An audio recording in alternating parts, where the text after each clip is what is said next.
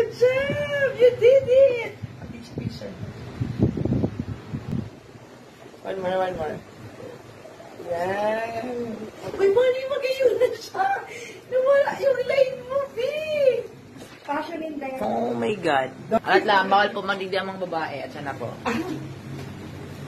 Sabi ang guwapo. Wala akong masasabi. Ano mo ginatuko niya, in fairness? In fairness, tagal. Ano na yung yung part na yun? O, papailin si Moroni. Hindi bagay ang payat. Hinagi ko sa chick mo. Kung gusto magpaganda, andito lang siya. This is Dr. Joanne Piña-Flor Pitesa. So, abangan niyo pa ang mga susunod kong pagpapaganda ni Afro Bicolano kasama, of course, ang aking napakagandang friend, si Dr. Joanne. Makikita niyo ang kanyang mga clinic sa Daet. Oh, yes. Soon to open in Naga. This is Dr. Joanne Piña-Flor Pitesa. I am located in Daet, Camarines Norte and Labong, Camarines Norte. Soon to open in Calawag, Popol Street.